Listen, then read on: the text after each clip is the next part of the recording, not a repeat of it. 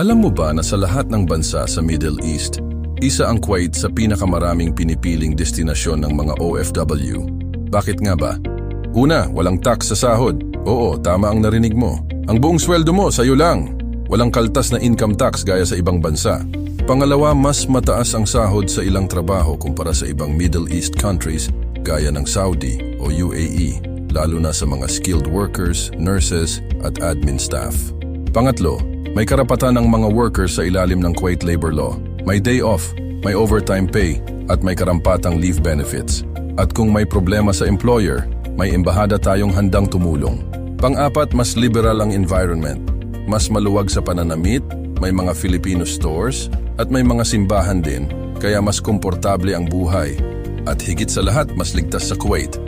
Mababa ang crime rate at may respeto sa mga Pilipino, lalo na kung maayos kang magtrabaho. Kaya naman sa lahat,